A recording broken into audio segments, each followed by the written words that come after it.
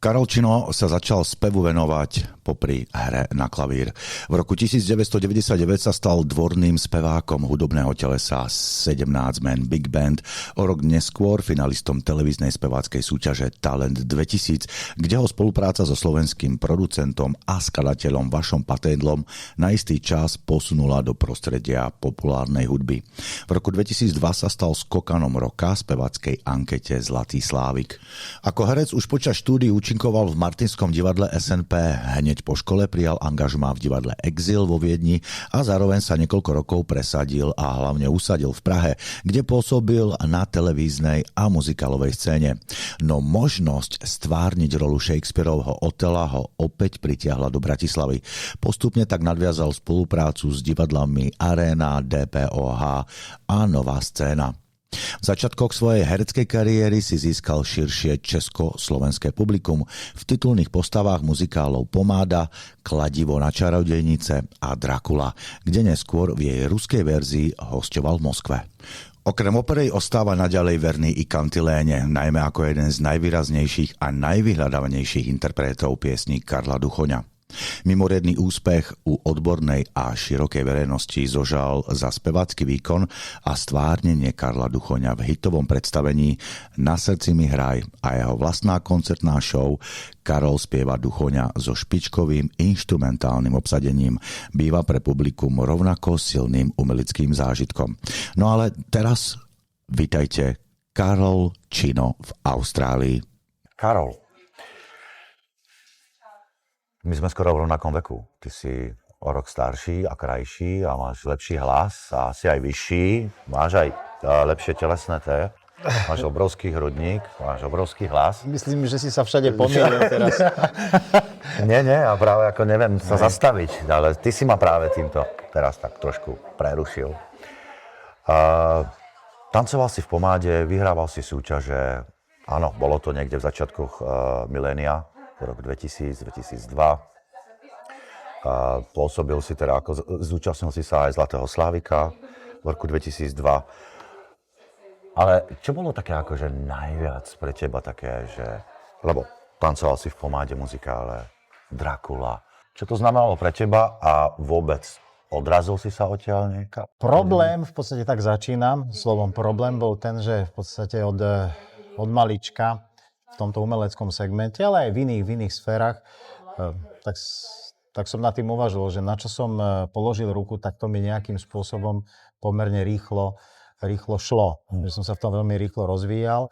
No a to bolo presne, že ja som v istom období a dlhom období nevidel úplne presne, čo je moja priorita, pretože keď som sa pustil do tanca, tak som sa rýchlo rozvíjal a mal som výsledky. Či to bol spev, mal som výsledky, mal som v divadle výsledky. Všade boli výsledky, ale pozor, keď už sa teda toľko chválim, tak tam hrozí jedno také nebezpečenstvo, že keď človek rozvíja naraz 5, 6, 7 disciplín, tak to môže prejsť do určitej takej priemernosti, čo teda, ako samozrejme nechcem tvrdiť, že to tak skončilo, ale teda minimálne to trvá neuveriteľne dlhú dobu, častokrát desiatky rokov, kým sa tie aktivity prevaria natoľko, aby bol človek, aby získal určité majstrovstvo. Hej? Lebo je úplne jasné, keď niekto spieva 20 rokov a venuje sa len tomu a niekto 20 rokov robí 5 disciplín, tak mi to nevychádza ani energeticky, ani časovo, ani nijak. Aj keď ten talent by bol akýkoľvek veľký.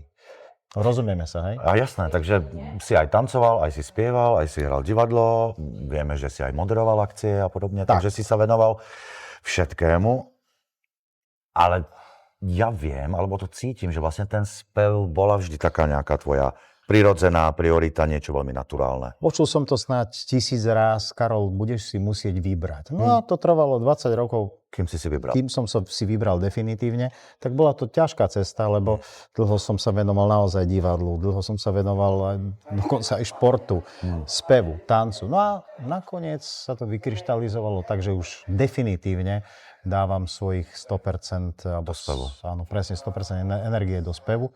No a tým pádom to začína mať výsledky, pretože sa to zrýchľuje ten. Naozaj sa tomu venujem. Ty si robil elektrobugy? Alebo breakdance? Začínal som ako tanečník. Kedy to bolo? V akom čase to bolo? To je 90-ky? Bavíme sa o roku 94 dokonca, keď som bol členom legendárnej breakovej skupiny Street Breakers. To bola skupina, ktorá bola naozaj veľmi, veľmi známa po celom Československu v tom čase. No a bolo nás 6, no a milovali nás deti, mladí ľudia, tínedžeri a tak ďalej. Takže to bola tá doba. No, tam som sa stal v tom štýle Electric Boogie. Majstrom Československa ešte. Áno, ešte áno. Takže tam som si hviezdil ako tínedžer. No ale to mi samozrejme pomohlo neskôr, lebo tie pohybové vlohy a tá pohybová kultúra, človek ju potom našiel aj neskôr na javisku, kdekoľvek. Vlastne ten vzťah k tomu pohybu, ten sa niekde objavil. A objavuje do dnes deň. Áno. A to ťa posunulo docela ďaleko, myslíš? Tam si začal tancovať, potom si išiel na tú Vysokú školu muzických umení. Vysoká škola muzických umení, študoval som herectvo, aj vďaka tým pohybovým schopnostiam, mojim skills, som sa dostal do tej prvej desiny, kvázi tých vyvolených v tom čase, ktorí mohli študovať v tom ročníku na herectve, v ročníku Zuzany Kronerovej, mimochodom Juraja Nôtu, režiséra, asistenti boli Jady Hajdu a už som aj zabudol, bože môj, no už sú to roky. Takže tam ja som bol veľmi výrazný pohybovo na javisku, veľmi výrazný. Takže tam som začal rozvíjať to herectvo, to trvalo samozrejme roky. Pomerne slabý som bol v rámci reči a hlasu, čo je zaujímavé. Veľmi slabý som bol hlasovo, čiže ja som musel na hlase zamakať, ja som makal. Lebo niekto má obrovský talent, hlasový potenciál, ako máš ty. Ty máš dar, hej? To máš hlasový tembr, máš krásnu farbu, máš v tom hlase silu. Ja som ju nemal. Ja som to len chcel. To znamená, že som musel veľmi veľa pracovať, ale aspoň vidíš, že práca prináša. Dopracoval si sa. Ovocie, keď to naozaj chceš. Je to tak, oni sa hovorí, že 90% talent, alebo opačne, 90% práca, 10% talent. Je to tak. Drina a potom vlastne sa to samozrejme ukáže. Bolo to ťažké sa presadiť v showbiznise takéhoto rangu vôbec, ako spomínal si Juraja Nôtu, naozaj ako v tej dobe špičky naše? Otvorene? Áno, otvorene. Nerozprávam o tom veľmi otvorene, lebo v podstate už na to ani nie je veľmi priestor, už do istej miery to nikoho ani veľmi nezaujíma v rámci mojej osoby, ale možno, že by to zaujímalo iné generácie. Ja si myslím, a to nie je vzlom, to je, ako by som popíšem realitu tej doby, ja som mal veľmi významnú prekážku, ktorú som si neuvedomoval, že som typologicky, ja som polovičný Romovec. Hej? To znamená, že typologicky ma to predurčovalo na istú takú škatulku. Hej? To znamená, že moje ponuky na televízne, hlavne teda v televíznom a filmovom segmente, boli na role, ktoré boli veľmi silne vyhranené práve týmto charakterom. A v tej dobe, teraz nechcem sa tu baviť pre Boha, zájsť do vody psychologického rasizmu, ale to už vôbec nie. Áno. Čiže ideme naspäť, bavíme sa o tom, ale svojím spôsobom je na tom niečo na diskusiu. To znamená, že vždy, keď sa objavila rómska postava, alebo dobre, postava Turka, etnická postava, tak mi zvonil telefon. Len je to do istej miery nefér, pretože keď si profesionálny umelec, profesionálny herec, potrebuješ prácu. A práve tam bol problém, pretože ja som čakal na tie role, ktoré by som samozrejme zvládol a všetci vedeli, že by som ich bol býval zvládol, ale typologicky som nesedel do toho stredoeurópskeho regiónu. Hovorím, to sa nesťažujem. To nehovorí zo mňa žiadna sťažnosť. Ale v tej dobe som tým trpel, musím povedať. Takže odpoveď, začal som hľadať iné obzory. Logicky. Čiže prečo si hľadal iné obzory? To bol ten dôvod. Jasné. Takže bolo ťažké sa uživiť, pretože Nesmierne. Áno, takže si vlastne...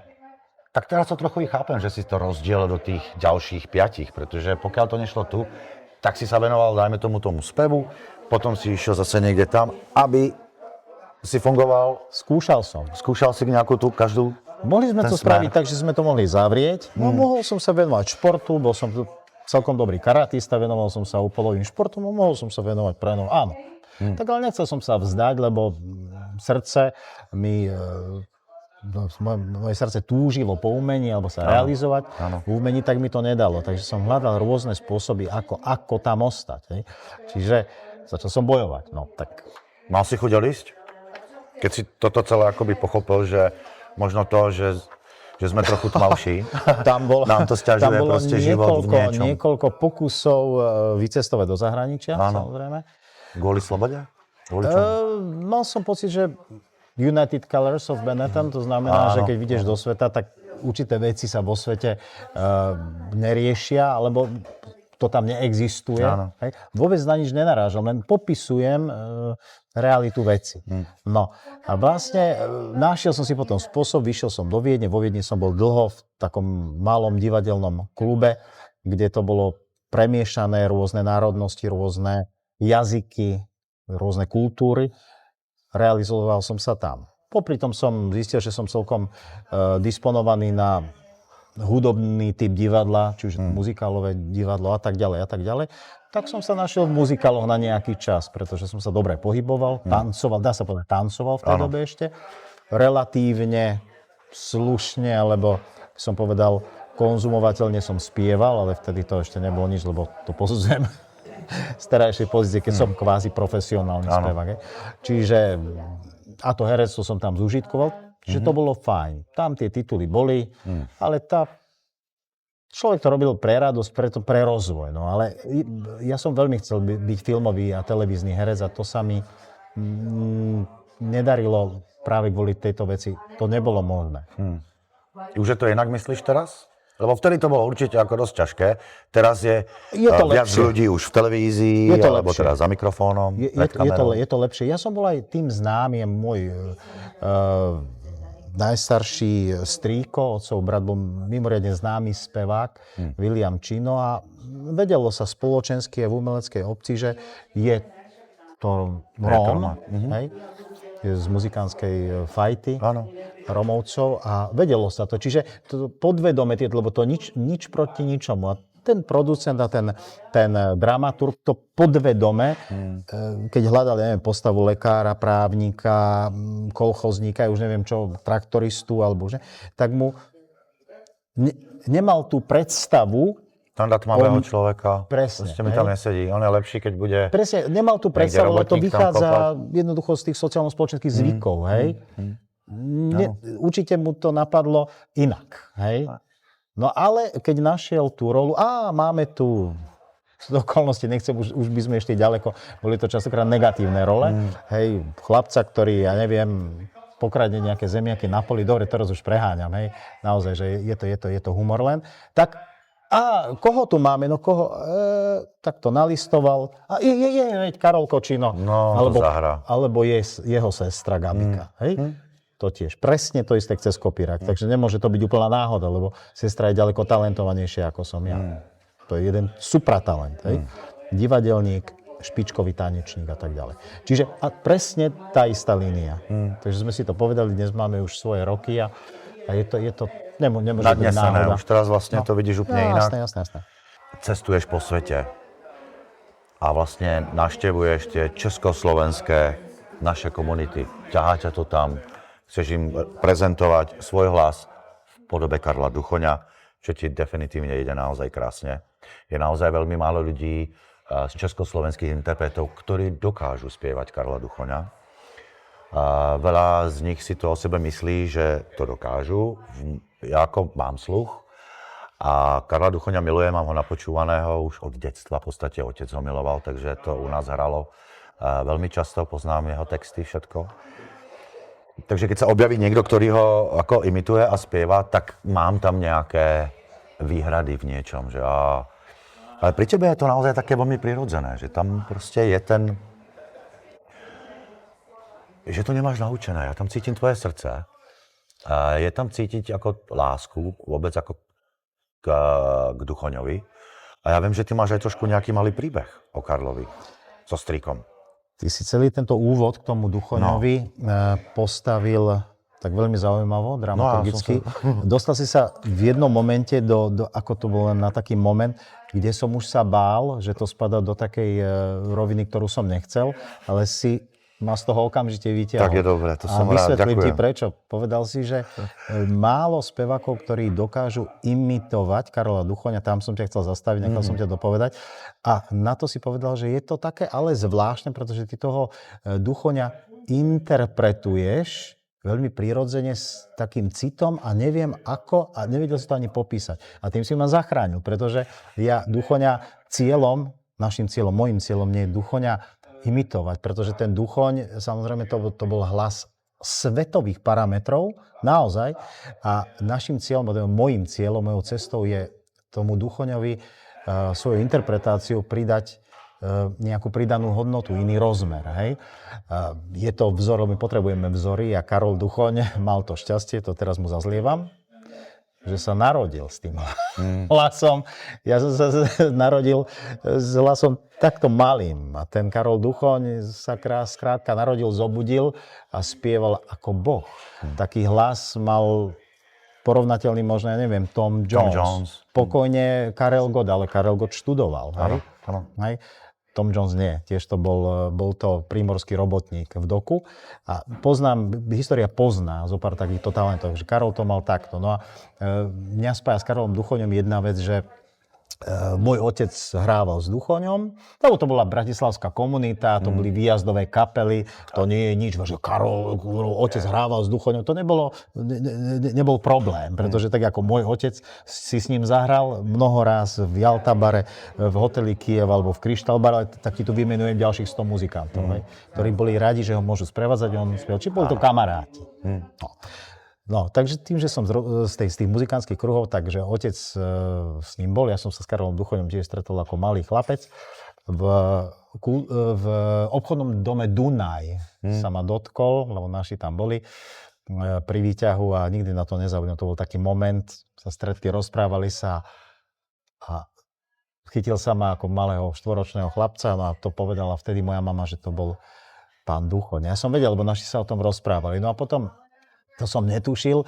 A potom prišiel jeden moment, ja som spieval pop, tiež som skúšal jednu z disciplín, áno, ako vždy. Jasné, zaradiť sa. Ale zasa, som mal Skokana roka, Slávika 2002, okamžite mal som hneď 2 hity a tak ďalej. Vieš, že proste hneď mi to akoby išlo. Ale už sa to zasa nedotiahlo, lebo som si uvedomil, že ja chcem robiť vážnejšie to spievanie a klasické hudbe som pôvodne klavirista, k tomu sme sa ani nedostali. Mal som zranenie, preto som zlomenú ruku som mal, čiže preto som to nerozvil úplne, kam som chcel.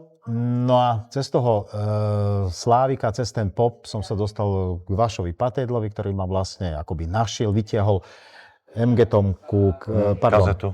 Maxwellku, kazetu z takého koša, to bola taká súťaž, Talent 2000, keď som sa stal finalistom.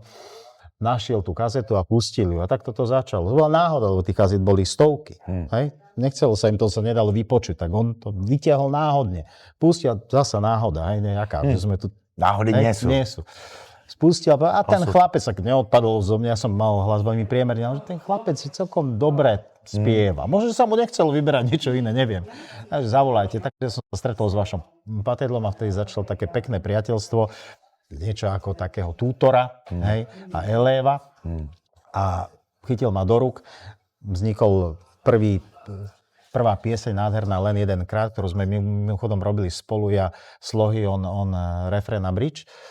A vtedy, keď sme nahrávali, preto tak zdĺhavo to opisujem, tak sme boli sami v štúdiu. Tak zastavil a hovorí, že poď sem na chvíľočku. Tak prišiel som, že čo je, niečo ti chcem pustiť. Tvoj vlastný hlas. Tak sme počúvali. Spevák neznáša svoj vlastný hlas, tak už som čakal, kedy to skončí. Hovorí, počúvaj, si to dobre vypočuj. V tejto pasáži máš normálne také momenty, mi hovorí. Mladý chlapec som bol, ako keby som počul Duchoňa. Také momenty len. Že som to tak bral, mladý človek, tá starina. Vieš, proste inak som to bral, bo som mladý chlapec, 23 rokov som mal možno. No. Takže to bolo vlastne prvý kontakt, ja som nevedel, že vlastne o 20 rokov neskôr budem spievať jeho piesne a práve štúdium opery a klasického spevu mi dopomohlo k tomu, že som potom plnohodnotne mohol začať spievať kantilénovú hudbu a toho Duchoňa som mal celý čas v podvedomí. A obdivoval som, ako hudobník som si okamžite všimol, že ten hlas je nadštandardný a nesnažil som sa ho napodobňovať. Áno, každý sa snaží napodobňovať, či Sinatru a to, ale tiež to bolo vždy tak, nenapodobňujte spevákov, lebo to nemá zmysel, to boli originálne a musíš tomu niečo, takže som si hľadal svoju cestu, tiež mi k tomu dopomohli moji profesori spevu. No a keď som už vyzrel, tak v jeden pekný deň to zaznelo prišlo k tomu, že človek súdoby, ktorý spolupracoval s Duchoňom, nahrával Vlado Valovič, šéf orchestra Gustava Broma. Tak Vlado, tiež ma tak pozoroval tých 20 rokov, tak mi raz zavolal, hovorí, počúvaj, ty už si doštudoval tú operu? Hovorím, hej, mám to už. Počúvaj, robíme velikánsky projekt Duchoňa, teraz stal z mŕtvych zrazu, hej, teraz to myslím zase ako, že sa hnevám, že po rokoch, lebo ten Karol bol nedocenený. Áno. Preto to dopadlo, ako to dopadlo, ale dobre, o tom som nechcel. Poď mi to zaspievať, že ako to je vlastne. Tak som prišiel, zaspieval som pár taktov, Čardáš dvoch srdc, povedal stop a povedal, no, je to tam, môžeme ísť na to. Takže vlastne som spravil s nimi v tom projekte spoločnom, ktorý mal názov Na srdci, mi hraje asi 100 koncertov postupne, čiže samozrejme tá hudba, tie piesne sa mi dostali úplne pod kožu. No a dnes to dopadlo tak, že zasa osud, vreteno osudu, stretol som jedného veľmi zaujímavého človeka, musel prísť z Ameriky, je to ale Slovák, Miloš Rose, ktorý tu dnes sedí so mnou. To môj impresário, ktorý si uvedomil, alebo chcel, alebo cítil, lebo on je veľký vizionár a dal mi tu ten kredit a tú šancu, aby som tú pieseň vyniesol a toho Duchoňa, ten jeho odkaz vyniesol do sveta k našim krajanom, Slovákom, Čechom, Moravanom. Takže ako sa vraví, že si hovoril, že 90% je práca, 10% je talent, tak tam už v tejto chvíli alebo v tejto etape nastupuje nesmierne dôležitá práca impresária, aby to, čo sa ty naučíš, dokázal vyniesť a ukázať ľuďom, aby o tebe videli, vedeli a tešili sa z toho. Takže preto som dnes tu, spolu sme prešli celú Ameriku krížom, krážom. Krásne. Vyzerá to tak, že to nekončí.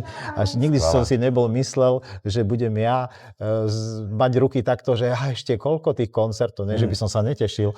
Je to neuveriteľné, že vlastne krv nie je voda a tí naši krajania, kde prídeme, či prídeme do Ameriky, či prídeme do Londýna, či prídeme do Španielska, či na Havaj, kdekoľvek, či sem do Austrálie, alebo pozajtra do Číny. Vždy to má ohlas, v prvom rade teda kvôli slovenskej piesni, a kvôli tomu, že ľudia, naši krajania, sa tých svojich koreňov nikdy nezbavia. Čiže kdekoľvek na svete sú, tak vždy ostávajú Slovákmi, Čechmi, Čechoslovákmi. Karol, ďakujeme krásne za tvoj čas. Ja sa teším za chvíľku na tvoj koncert. A ak by si mohol pozdraviť divákov a poslucháčov Bob a Maja Morning Show. Nesmierne ma teší, že také niečo ako Bob a Maja Morning Show žije tu, na tomto austrálskom kontinente, tak ďaleko od nášho domova, pretože o to viac je to služba tomu národu a nám všetkým, aby sme nikdy nestratili kontakt so svojou rodnou hruďou, so svojou vlastou. Takže vaša práca je v tomto sveta. Takže ja ďakujem veľmi pekne za pozvanie. Mám taký pocit, ako vždy na koncertných vystúpeniach, ešte sme ani neodišli a už máme znova pozvania na austrálsky kontinent. Už pomaly v októbri. Uvidíme, čo s tým urobíme, ale dôležité je, že sa zrejme nevidíme posledný raz.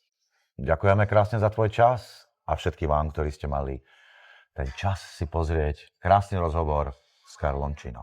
Ďakujem krásne, pozdravujem. Ďakujeme. Ahoj.